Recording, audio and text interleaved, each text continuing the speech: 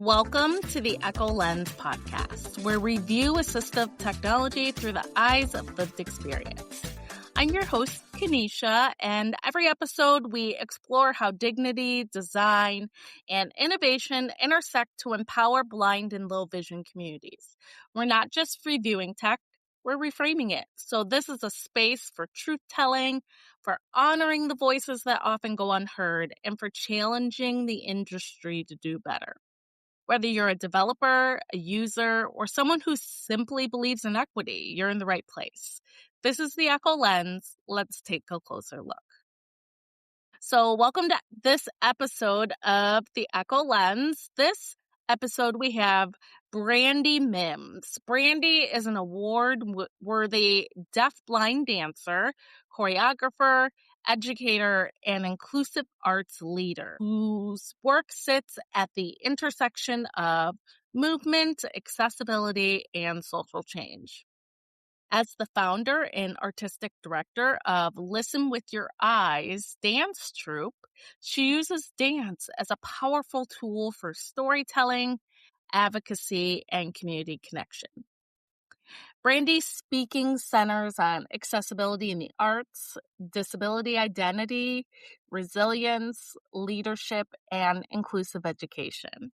Drawing from her lived experience as a deaf-blind artist and educator, she challenges audiences to rethink how communication, creativity, and leadership can exist beyond sound and traditional systems. Brandy's originally from New Orleans and based in Little Rock, Arkansas. Brandy holds a BFA in dance and an MFA in choreography. She is recognized as the first deafblind Black female dancer to earn a BFA in dance from the University of Arkansas at Little Rock. So her academic and artistic research focuses on inclusive choreography, deaf and deaf-blind access, and embodied storytelling. So as a K through 12 dance educator, a touring artist, and a public speaker, Brandy has presented for schools, universities, arts organizations, and community groups. Her talks are known for being authentic, engaging, and deeply human, often paired with movement demonstrations that allow audiences to feel the message rather than simply hear it. So welcome to the podcast, Brandy.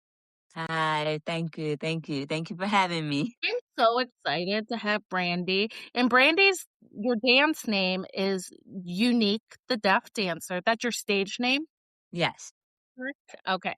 So, I found Brandy when I was doing some research on social media, and I happened to find her in one of the blind and low vision Facebook groups. She posted about her dancing in a video or something, and I was like, "What? That is beautiful. Please come on our podcast and tell us about how amazing you are." Thank you. So, Brandy, first black, the first deaf-blind Black female dancer to earn a BFA in dance from the University of Arkansas. Congratulations. Thank you. Thank you. It That's was hard. amazing. It was hard, It was, but thank you.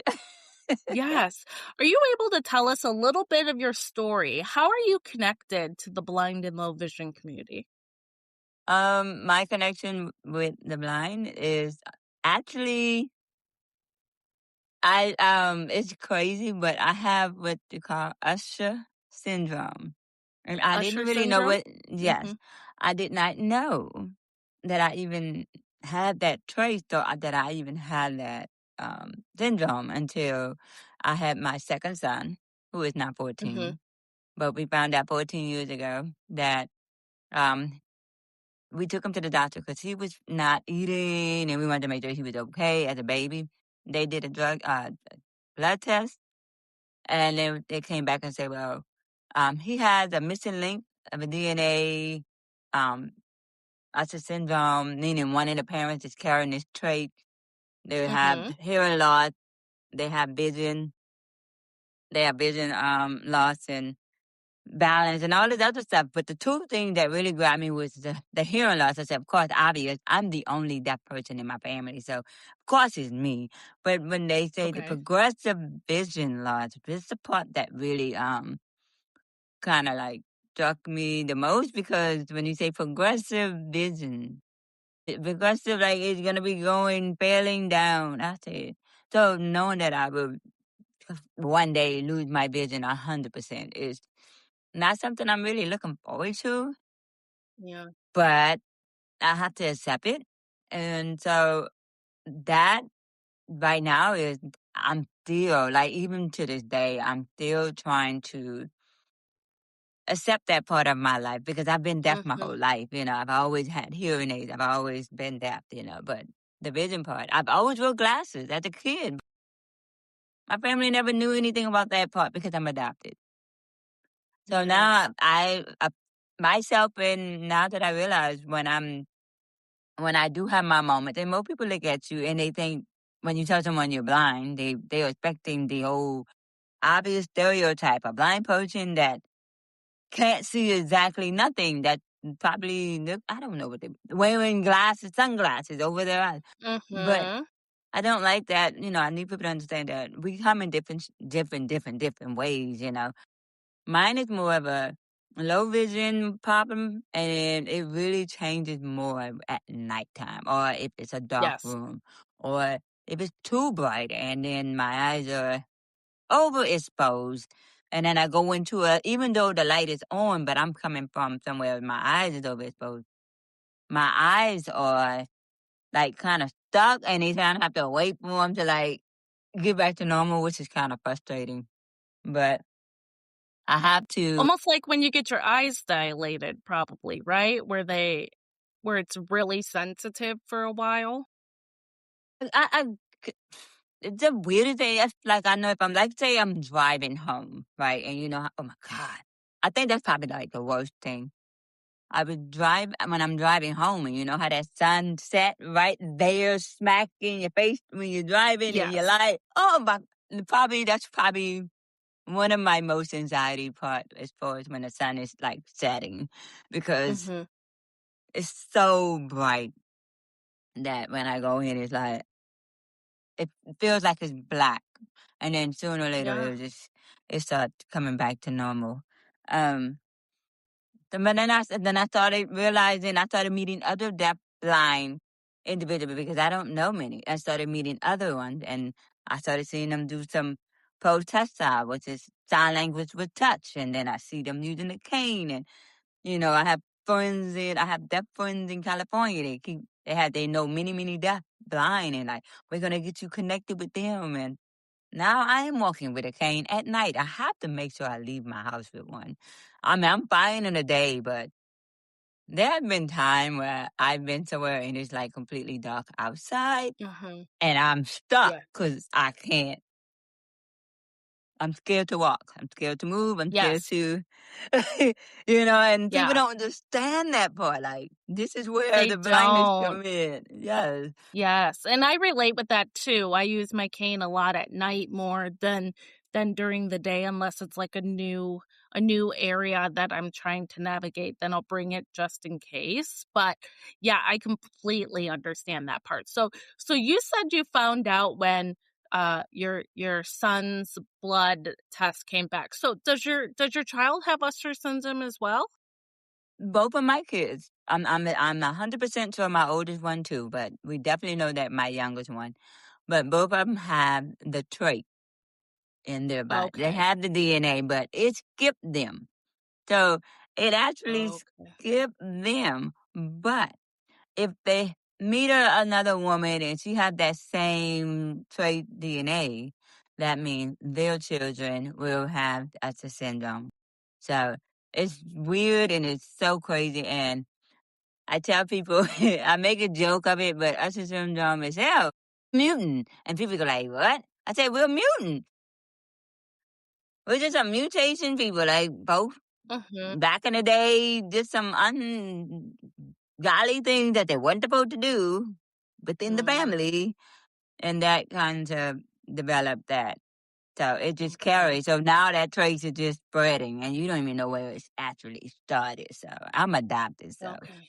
So I'm pretty sure Yeah. someone in my family that either my biological mom or my dad, one of them had to have it, but I have never met them Okay. yet. So So it's really interesting too. You bring up the fact that you're adopted. A lot hmm of folks, we've touched on this in a podcast in the past for a second, but a lot of folks don't realize that when you're adopted, right, we don't have access. You don't have access to your medical records or your familial history in most places. That like it can be really frustrating because you have these medical things going on, but you don't really have any answers for them because of not having access to knowing about your biological family. right, right, and it's actually I can't tell you how tired and how tired I am of saying I have to go to the doctor and you give Hmm. him the same old sentence.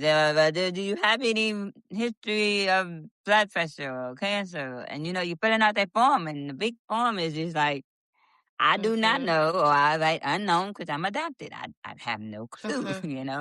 And I think it's kind of sad that I mean, I felt like if you're going to adopt someone or put your child up for adoption, this is me. I really wish and believe that you should at least write what are the medical history in your family? Like, okay, Yeah. you know, this family has blood pressure problem, high blood pressure. They have vision problem, something to just give that child something to say. Okay, I know what I need to be on the lookout for when I become, older. So Hmm. knowing that, hey, that's cancer in your family. I can't answer that question. I Yeah, gotta you find don't out for know. myself, So Yeah, yeah. that's not something I'm looking forward to. I don't like that part, not knowing, you know. Yeah. So So as far as communication, do you use sign language at all? my first communication is English, vocal, oral. My adopted parents, when they were alive, I guess they wanted to make me as normal as Mm, possible. And like when I'm talking to a lot of people, and I really just feel like most parents, I understand because I'm a parent myself. We want our children to be born as healthy as possible with no issue, just come out a healthy baby. But some parents, unfortunately, that child comes out with a disability, and some parents accept it and some don't. I don't really believe that my family really accepted. So I think they tried to fix me. Once they found out that I was deaf because they adopted me at 2.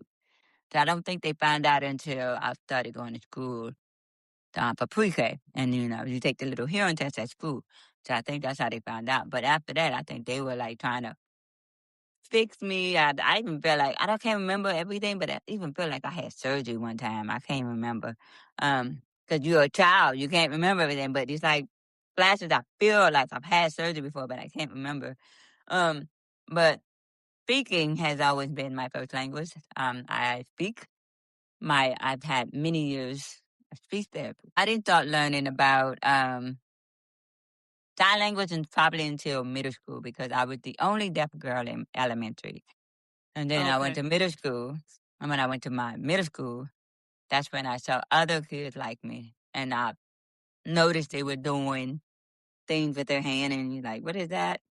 But what was bad about that was because we were in a mainstream school, our teachers were not allowing us to use sign language neither. They were forcing us to talk and not sign. Oh, oh, interesting. Yeah, so Hmm. that was hard. So if we had to communicate, we had to communicate. They forced us to use our voice and not sign.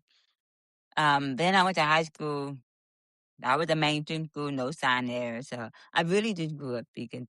Um, Learning to sign was something I picked up, but now I've been in the deaf community for now that I work at a deaf school, it's been improving. But automatically, I think my brain knows when I'm around a hearing person or when I'm around a deaf person.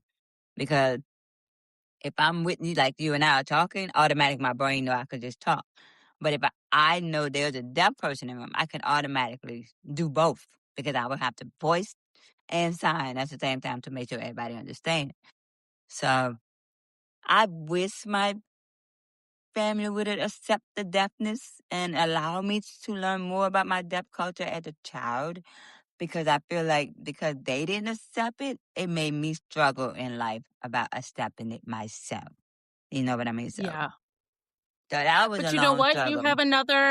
You have another language that you speak through. And I would say, is that dance, Brandy? Because Yay! dance, I feel like, is like a huge language for you. Can you tell us about dance and your connection and where you are today with that? I don't even know how to explain it, but I tell people dance is just my life. It's just life to me. It really does still stay connected about what I've been through life. And remembering being that girl afraid to, well, when people picked on me growing up, and I did have that weird accent of trying to pronunciate my letters and kids picking on me, and I never read out loud. And that's funny, I talked to my friend earlier about this. Not being able to talk out loud, and people made fun of how I sound when I did talk, and I just stayed within myself and never really was able to feel like I was able to express myself because it was always being picked on. And I really feel like some people still today make us feel that way, but when I was growing up as a kid, when you don't have anyone telling you anything else different, you actually start believing that deaf is dumb and you can't read and you can't do so many things. So that's what I kind of carried on in my life as a child. But by the time I got to community college, I found cheerleading. I went to that lady and said, "Hey, I want to be a cheerleader, but I don't know how to cheer, I don't know how to jump, and I don't know how to split." And she said, "That's fine, but," and that she said that was fine, but she said, "Just come to the audition."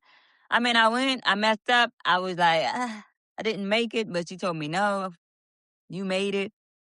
And when I found out I made it, I was like, "Oh my God, you never know unless you try," Mhm. cause until when I tried out for that, that's when I knew that you have to it just felt like the door just opened up wider for me to like, and I've never missed cheerleading practice. I was always at every game, and I did it for 3 years. I was at every game, never missed. And even got sick and lost my voice. I was still on the sideline, moving my mouth like I was cheering, because that's how much I enjoy being on. And then dance came later after my second son. I don't know. I wanted to go back to school and get a degree because I wanted stability because, I have 2 kids and I didn't want to be a mother that's struggling, and I wanted to have something so my kids don't have to struggle. I found dance. I went in there with the same little, hi, I'm Brandy. I'm deaf. And I had never took a dance class and passed. So it took me 6 years it's a 4-year program. It took Yeah. me 6 years. That's so amazing though, because most folks, especially folks who are getting their bachelor's and their higher level education, when it comes to dance, they've been dancing since they were 2, 3 years old. You found dance as an adult and were able to like At the get through age this of program. 33, That's 33, amazing. That's amazing. being the oldest person in the class. But it was I'm not going to say it was easy. I struggled. I Mhm. even think that's when I found more connection about my vision, because Yeah. the further along in the school year when we started, when I finally was starting to be able to participate in the dance concert is in the big theater and the backstage is dark and you got to get on and off the stage in the dark. And so, I mean, this is me really trying to learn first, because like I just had my son and okay, I'm still not understanding what Usher syndrome is. I just heard about it. But I realized for myself, I learned how to adapt. I say, so what can I do? I don't want these people to think I can't do the job because I can't see. I don't know, and automatically for myself, I I started counting, and I feel like I just started counting the pattern. Like if I'm in the wing, and I say, okay, this is where I'm supposed to be on the stage. So if I'm in the wing, what would I do? I will walk. and go, you know how you counting feet? You just one, you put one foot in the other and you're counting one, Mhm. 2, 3, 4, you know, count. Then I would count and remember that counting. Then I would look around and see where I'm at. Okay, okay, there I. This is how many counts to get here. Okay, let's go back. And then I would do it again and close my eyes Yeah. and do the same exact thing I did and do that same count that I just did. And then I would open my eyes and say, okay, this is it. I just need to remember this, do this, and I'm great. Now, that's one part I studied, trying to learn to be adapt with my business. But if there's a group of us and there's someone in the wing with me, I would have to go, hey, do you mind bringing me to my spot? Mhm. You know, when we have to set up. And sometimes it's kind of hard to ask people because I don't, you know, I don't Yeah. know. It just be so Yeah. hard. And No, that's how it is, right? We don't wanna ask we wanna be able to do it on ourselves and not have to worry about other folks, like, worrying about us. right, Yeah, I get it, I get it. right. So you go, can Yeah. you help me? And then they go, okay. Mhm. And then they'll help me. And then, oh my goodness, at the end, we got this bow you got to do at the end, right? So Mhm. whatever the dance is, you hit that pose, you wait for the light go off, and then you got to help and get in a straight line in the door. Okay, hey, I have to find who's closer to me at the end of the dance. Say, at the end, when the lights go, can you grab me and just bring me into the line so I can be ready? Yeah.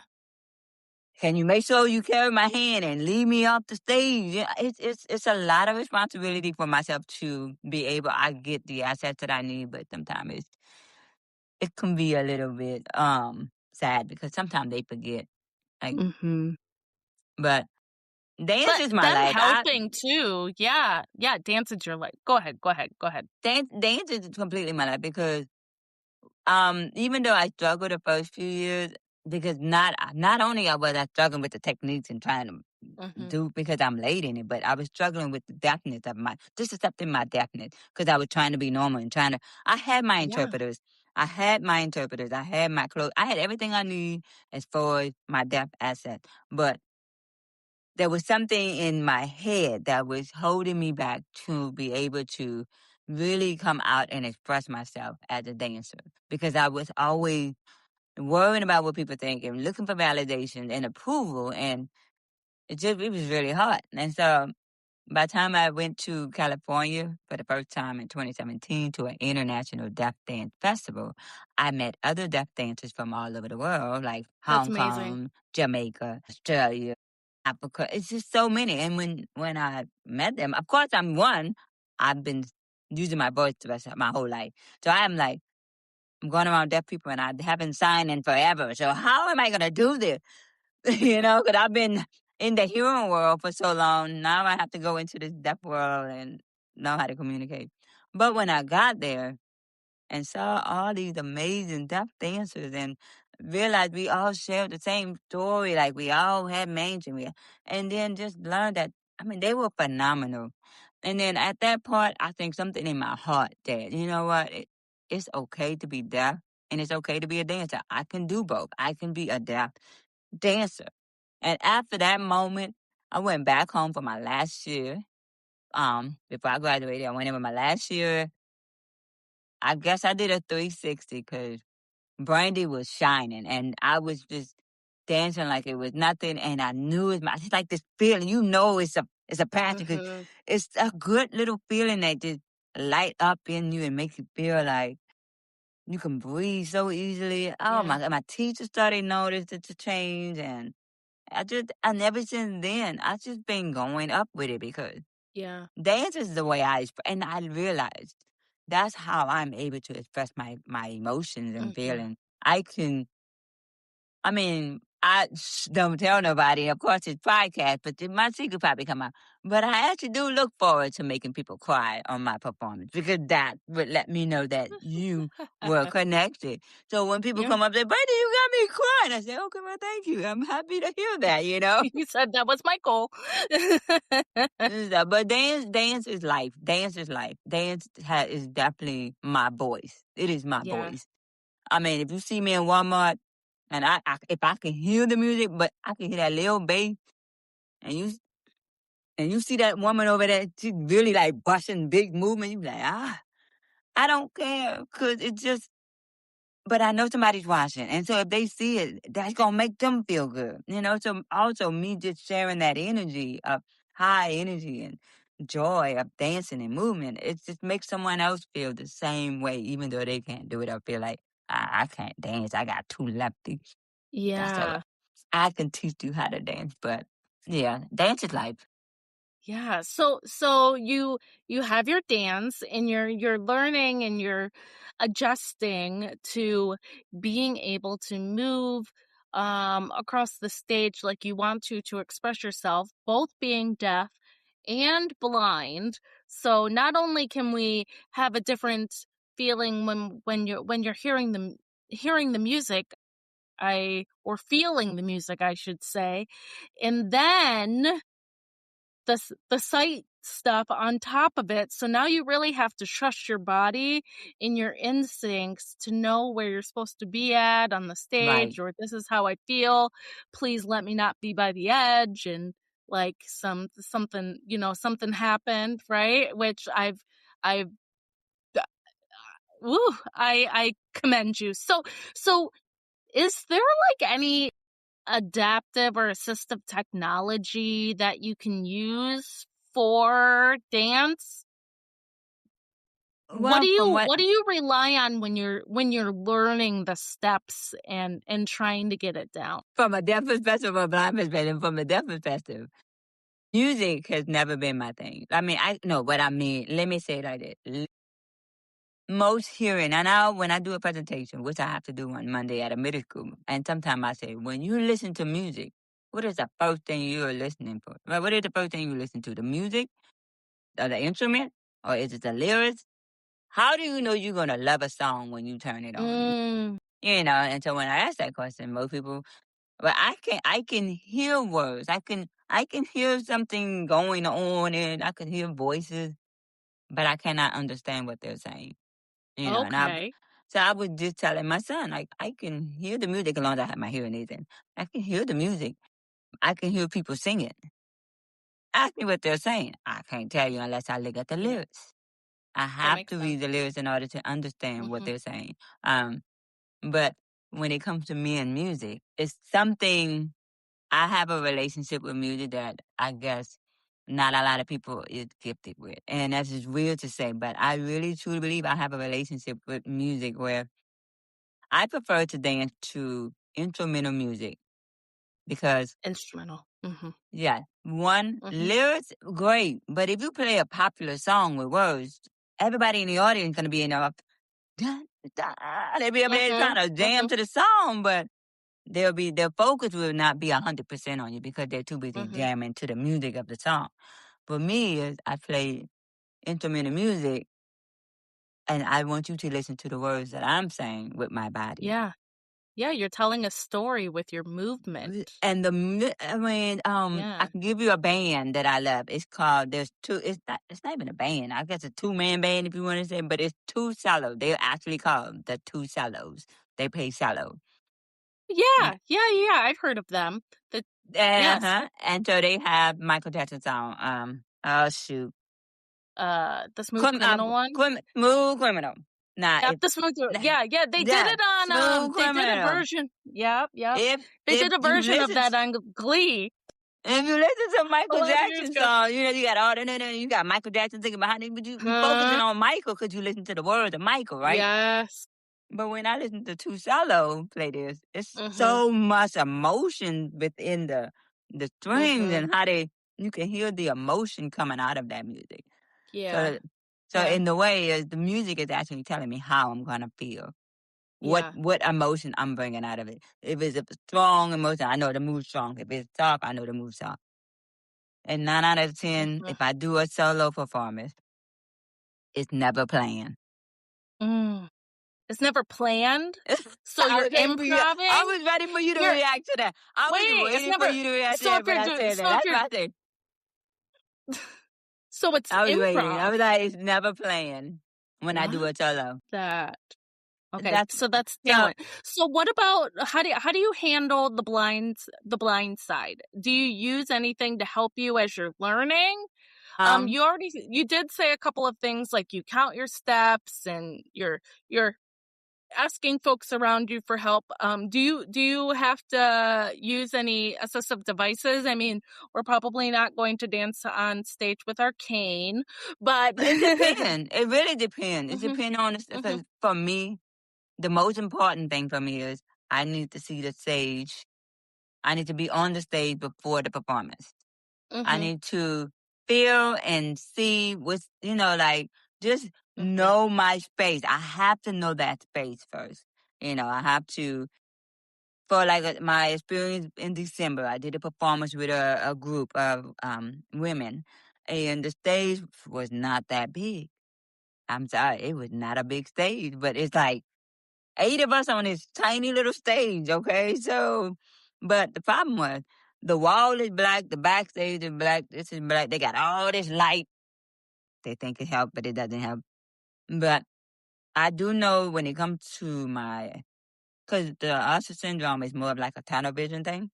We lose yeah, it. no Mine is not. peripheral? Mine is Mhm, really not sideways. It's not. oh, okay, It's iffy.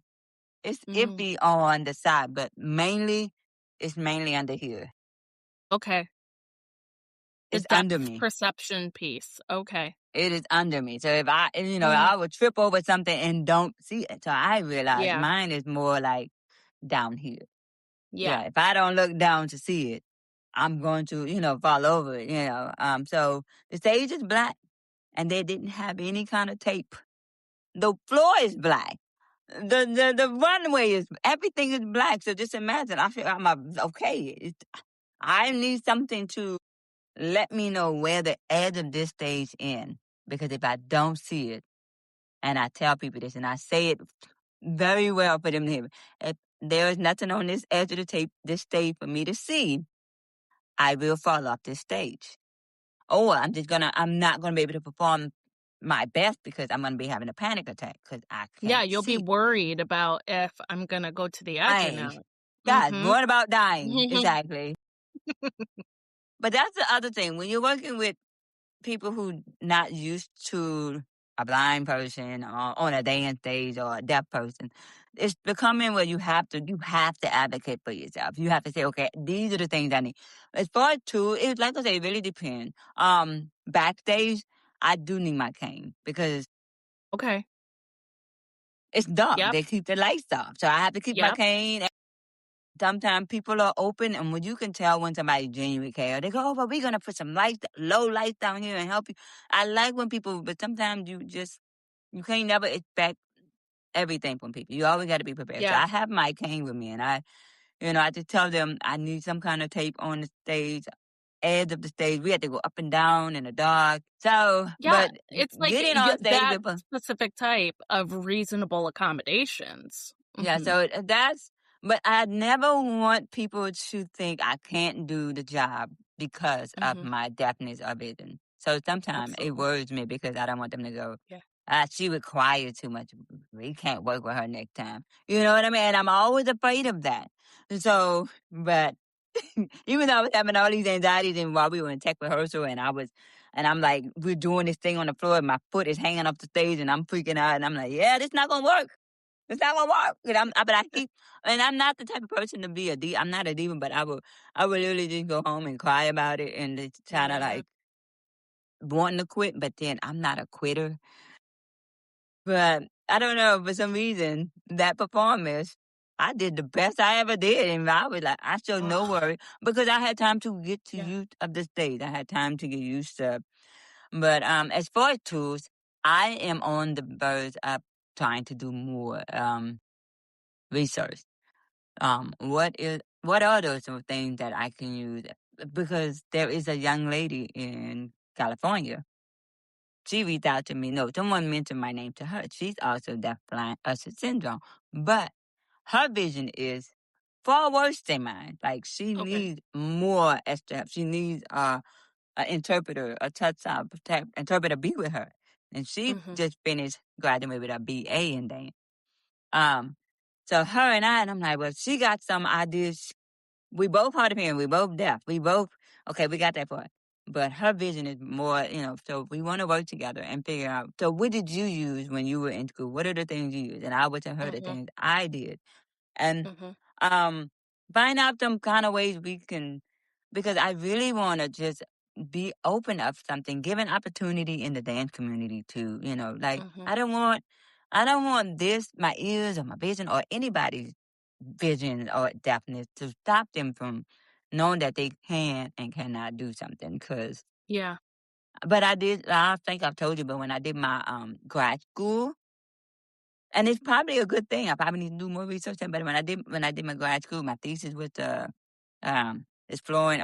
exploration of myself as a dancer.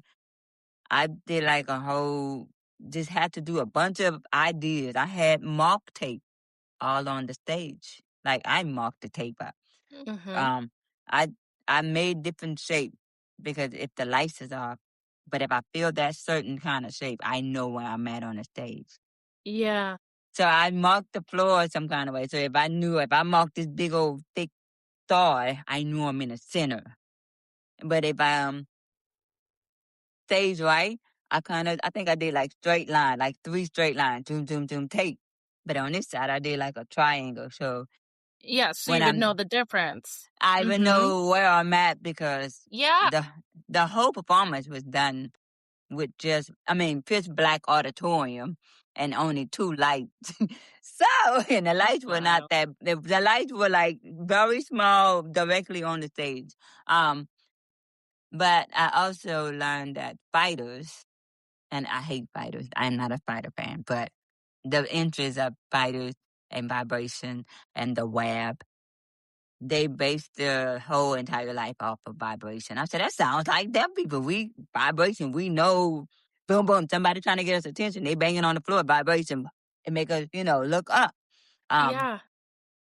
so spiders base off their web of vibration. So I tell them the first one is they know each vibration has something, means something. So one means food. So if something land on it in its shape, they know it's food. They know if another one vibrate, they know that it's danger, that it could be life threatening. It could be something coming at them. They know that. And then they know if it's love making, which is so crazy. So that story of a spider was like awesome. And I said, well, what if I do rope? I use rope. I had rope tied across. I don't know. I just tied the rope off. I tried different ways of tying the rope across the stage so it looked like a web, but I don't want to be a spider. Yeah. And then I So just the rope was more like a prop, but it was also a tool because it guided that me on is the a stage. tool. Yeah, because you were in the complete dark, like, that helped Yes, you move. Okay. yes, So, yes. it's so interesting. Thanks for sharing those different aspects because there probably are, other folks that are listening to this, and folks are gonna think, I'm low vision, I'm blind, maybe I have Usher syndrome where I'm deaf blind, and I can't do some of those activities like dancing or movement because, I how am I going to be able to do that? How am I going to hear the music? How am I going to see if it's dark? Like all those things. So you just showing us or telling us those examples of what you do to like put your body and feel that movement so amazing. So wrapping up a little bit here, like Brandy, Mm-hmm. what is like one message that you would love to leave with our audience today about your journey or about what you hope for the future to make things a little bit easier for deaf blind folks? Like, what are you thinking about? Um, what I tell anybody right now, there are 3 things that I like to say. One, you never know unless you try. You just said, Mm-hmm. what if another listener is listening to my story and say, well, what if I can't do this? And what if you never know unless you try? Try that's comfortable for you, not what works for me might not work for you, but everybody Yeah. has a way. There is a way. Okay. So everyone, it's never too late. Why I say that? Because some people want, like for me growing up my whole entire life thinking deaf is dumb and I believed it. But I learned along the way in that path that it's never too late to really chase whatever that dream is, whatever that passion is, because we all have something in us. We all have a story and we all have some special, wonderful, magical gift that God has given us, but we just need to know what that is and just be open. Third one is never take a no from someone who's not powered to tell you yes. Because you'll get a lot of no's in life. of course. But if you really believe in your journey and your dream, and you're determined, and you say, I know I can do this. And I tell people, I will show you better than I can tell you. And that's what I tell people. Okay. Because when you tell them deaf dance, that's so cute, deaf dancer. But when I show them, it actually changes their whole perspective. Oh, you're a really good dancer. Oh, you really dance. Like, the expectation, breaking down the barriers. So just believe that you can do anything is possible, but it does take hard work, determination, and it takes discipline, and it takes never giving up. And don't look at failure as a bad thing. Failure is meant for us to grow. So keep Yes. living, keep going, keep fighting. You have a story, I have a story. Let's come together and build a whole world and open up our people's mind about how possibility is there for everybody. That. Oh my gosh. Yes, Brandy, your story is so, so amazing. And, it's very interesting that we talked today too about not like the traditional assistive technology, right? Because you're using various other ways to be able to get through, rather than, like some of these other types of technologies we're using. I'm sure that it would be really cool if we could dance with a pair of AI glasses, right? Like it would probably help, like to record what you're doing and then you can go back and take a look or something like that. But, thanks for being here and sharing your stories today. I appreciate it. Thank you. Thank you. Thank you for having me. Mm. Thank you. Thank you for listening. Absolutely. So thanks for joining us on the Echo Lens, where we view assistive tech through the eyes of lived experience. If today's conversation sparks something in you, you can share it, rate it, and keep the dialogue going. To learn more about the Beautiful Project or support our work, you can visit echovisionfoundation.org. Until next time, stay curious, stay connected, and keep seeing with love. Bye, everybody.